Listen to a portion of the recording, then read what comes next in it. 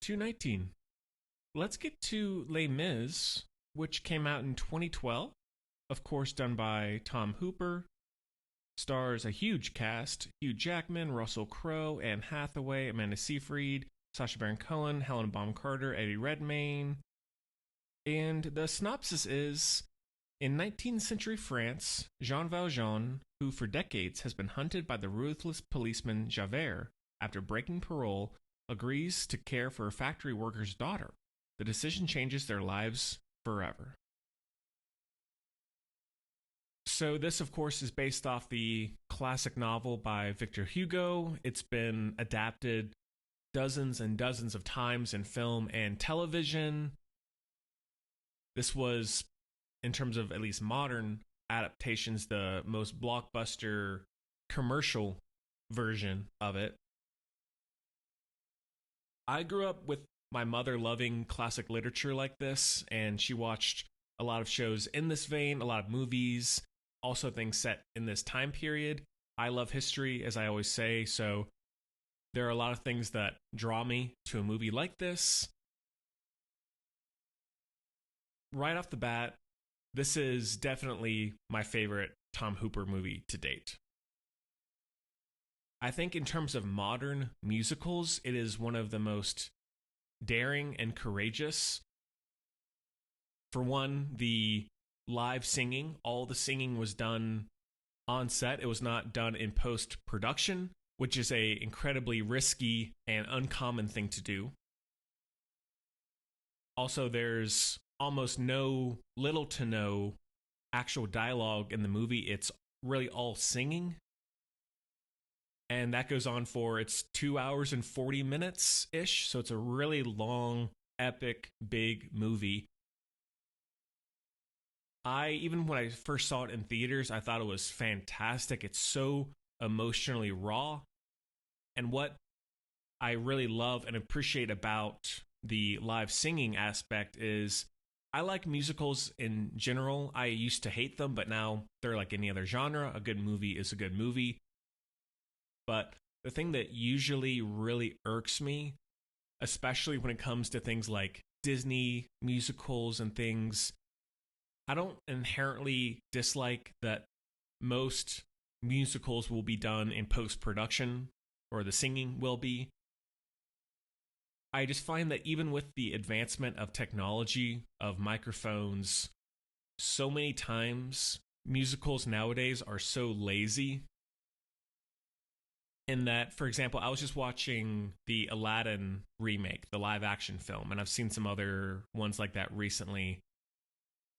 The singing, the staging, the sound design of those songs feels so artificial. I don't feel like I'm actually in that world with him singing, because whenever you have someone twirling around on screen or facing away from the camera or running as they're singing, there's no real, to me, I never really notice much of a thoughtfulness when it comes to changing how the sound comes across, how the voices come across based on what they're doing. Whereas in this, Les Mis, you see Hugh Jackman, you see people walking around. If they're running, if they're in a huge crowded place, it feels like things are not perfect. And that's what I wish all musicals would do. Performance-wise, though, everybody is amazing, except for one person. Hugh Jackman, this is, aside from Logan, this is probably my favorite performance of his. He is so passionate and committed, and if you know anything about Hugh Jackman, he's very, very much a part and has a love for the Broadway world, the musical world, the theater world. So this is right in his wheelhouse and shows you such a great range of his style of performances, but he is perfect as Jean Valjean. The main issue, as I've been alluding to, and I know some people are in agreement, I know some people don't mind it, but even when I first saw it, and I knew nothing about musicals, I wasn't really thinking about a lot of critical things about movies, it was just another blockbuster. Russell Crowe, his singing in this is horrendous. Compared to everybody else, like I don't mind unconventional styles of singing. For example, Johnny Depp in Sweeney Todd, Into the Woods. He's not maybe the most traditional sounding singer, but what he's given in those movies and his overall voice, that works for me. Russell Crowe, however, it feels so tone deaf, especially when he's going against within the same scene or in a montage. He's singing with people like Hugh Jackman. It is makes my ears bleed. And I don't mean to be too mean, sorry, but it ruins this movie from being a 5 out of 5. It would be a 5 out of 5 if Russell Crowe had been replaced with someone else or a different person cast. And really the worst moment in all of it is there's the One Day More song or chorus towards the end, maybe 2/3 of the way in, when the whole cast is singing in unison and they're cutting back to all the different locations where their characters are. And for some reason, he seems to have, from a volume standpoint, the most presence in that moment. And let me know if you feel that way about Russell Crowe in this, because otherwise, I don't really have that many issues. I have a lot of things to say about it, so bear with me in terms of things I like. So, obviously, the music is amazing. The Do You Hear the People Sing, One Day More, Empty Chairs at Empty Tables, like it really, there are so many different styles and varieties of songs and where they're staged, the choreography, who's involved. Like it's very well edited, well written. And what I was saying with Tom Hooper's adapting of different styles of direction for each movie, the camera work in this is essentially all handheld, as opposed to The King's Speech, which was mostly stationary cameras. Cameras are very zoomed in on characters' faces. It's very intimate. Because of how much passion and emotion is in this movie, I think that was the perfect choice to do, because that allows you to be front and center with these actors belting their lungs out, as opposed to being at a far distance and things feeling cartoony or anything. It feels like you're right there with those tears, with that anger, with whatever else it might be. Some standout sequences, even the beginning, definitely one of the most epic openings for a musical ever. When you have the French flag in the water, then you have that colossal opening set with the prisoners pulling in the ship with the ropes, and it's raining, and Russell Crowe is walking on that walkway above and looking down on them. The sequence at the church when Hugh Jackman tries to steal the silver because he's so desperate for money and he just needs to get away from this poor, impoverished prisoner life. And that's when you meet the original Jean Valjean actor who plays the priest. And that soliloquy by Hugh Jackman of him walking out of the church and poses on the mountainside. The love triangle between Eddie Redmayne, Amanda Seyfried, and Samantha Barks is one of the more touching, and it's obviously meant to be very romantic, in that Amanda Seyfried has been sheltered by Hugh Jackman for her whole life, and then she meets Eddie Redmayne and falls in love, but then Samantha Barks' character is heartbroken because Eddie Redmayne isn't falling in love with her, and she's completely thrown aside, not intentionally so, but she knows that it's not going to be the way she wants it. One of the most popular, because it won her an Oscar, Anne Hathaway's song towards the beginning. I don't know if that really earned an Academy Award for me. Like, yeah, she's great, but she's in it so little that I feel like There were other people that year who I would have given it to over her, but that's just how the Oscars are.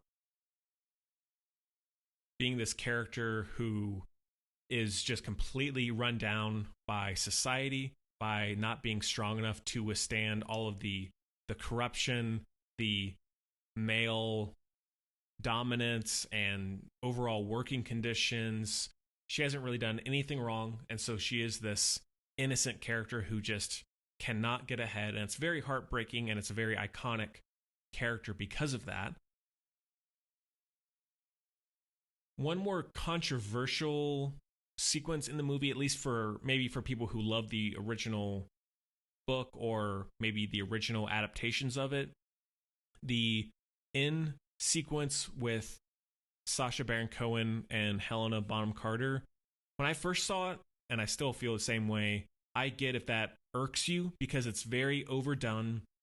The character designs are crazy, but just in the context of the movie with this adaptation, sure, you could have toned it down, but honestly, with how weird it is, that's what makes it interesting in some ways, and it's very funny and gross and very sexualized. So that doesn't bother me. It maybe goes on a little long. The young boy in this, the blonde kid, he's amazing. Like, talking about a kid pulling off an incredible performance at a super young age. Like, I can't imagine being a kid and being in this huge movie, being expected to sing live along with all the choreography, the rugged conditions. It's really impressive. Talking about the historical side of it, the French Revolution, there's so much going on in that time. There's so many different kinds of stories that you can tell in Victor Hugo, obviously, considering its stature in literature. He did an incredible job capturing all of that and creating a lot of very timeless classic pieces and themes and dealing with oppression and freedom and redemption. You name it, this movie probably has it, and it comes through very well.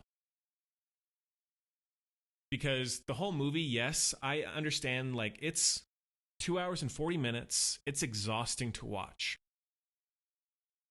When I watch it, it's exhausting, but in a satisfying way. There are plenty of other movies at this length in this style that I just want it to be over, and I'm not getting much out of it at all, but I'm always blown away by how much they are able to pull off as well as they were. So when the credits roll, I'm like, man, that was an experience. And that's what we need more of in blockbusters. And we'll get to it with Cats, spoilers, but that has a vastly different result, even though in some ways it's also courageous in what it's trying to do. Few other things real quick. The battle in the streets with the blockade and certain characters dying and those sacrifices being made for the good of the people. The suicide of Javert. Honestly, I was not upset that he died because I was like, okay, at least we don't have to have Russell Crowe sing again. Sorry, not sorry. That's how I felt. But whether you're a fan of musicals or not, I encourage you to check this one out. Give it a revisit if you have seen it. I hope that Tom Hooper, when he does get back to feature filmmaking, he gets back to something like this as opposed to another Cats, which I don't think we're going to get something like that for a long time for obvious reasons. That is a heavy 4.5 out of 5.